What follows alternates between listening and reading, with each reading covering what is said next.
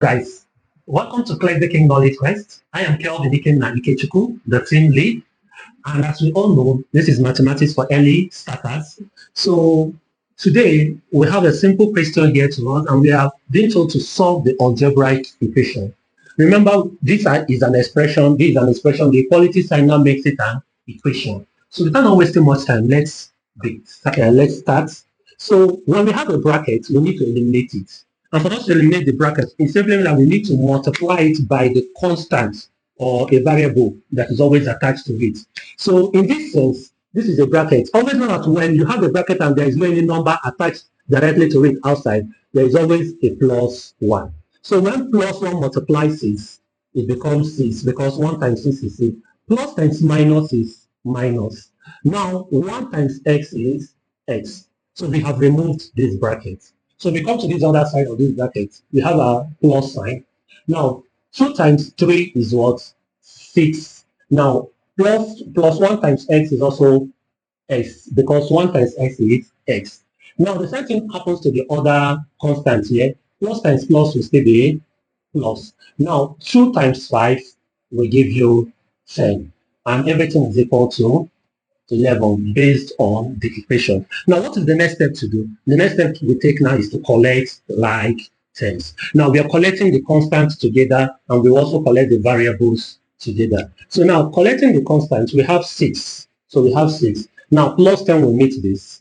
So we have 6 plus 10. And then we have minus x plus 6x is equal to 11. So now what is 6 plus 10? 6 plus 10 is 16. Now minus x plus 6. Now minus x plus 6 simply is still the same thing as 6x minus x. You have 6 mangoes, and you need to subtract 1 mango from it. So you're left with what? Plus 5x is equal to 11. Now in this place now, we will need to keep the variable one side and all the constants to go to the other side. For us to do this now, it simply means that since this is plus 16, you remember when I told you earlier on that when a number, a constant or a variable is standing without a sign in front of it, it is always the positive sign. So this is all just plus 16. And when a positive sign is crossing an equality sign, it turns to a negative number. Same thing also applies when a negative is crossing an equality sign, it becomes a positive number. In this scenario, plus 16 will have to cross over. So therefore, we are left with plus 5x is equal to, remember this is already the landlord here, so we still have this.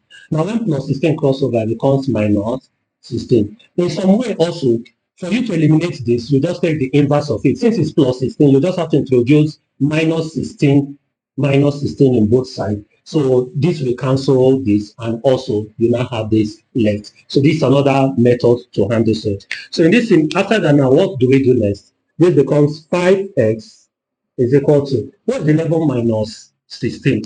In one way for you to do this, remember that this minus will be the biggest number here, so you already have a minus as your answer. Then 16 minus 11 is 4. 16 minus 11 is 5, sorry. So we have this. We want x to stand alone because we are solving for x. So we want x to be, we don't want it to have a constant attached to it. So this 5 is attached to this x by multiplication. And if we want to eliminate it, the opposite of multiplication is division. So it simply means that we will have to divide both sides. Remember mathematics, what you do to one side, you do it to the other side. So we will divide here by 5 and also divide here by 5. Remember, this is positive 5. So that 5 will cancel 5. We are left with x is equal to. Now, 5 will divide 5, which is 1. But this is minus. Minus divided by plus is also minus. So this becomes our value for x. We can prove this to see if it is actually correct. What it simply means is that anywhere we see x, we will substitute minus 1 into the new equation and see if we will get 11. So let's do this now and see what will be the outcome of it. So now we have 6. Oh my 6. We have a minus. And what is x? X is minus 1. Anytime you want to introduce a minus number, a minus being attached to a number, a constant, always put in a small bracket. Introduce it, and then you now have your larger bracket. Plus 2 Now into brackets. So we have 3. Now I'm introducing what my x again is minus 1. I put it into a smaller bracket and attach. Then plus 5. Now we want to check if it will be equal to 11. So let's begin to solve it out. So this becomes 6.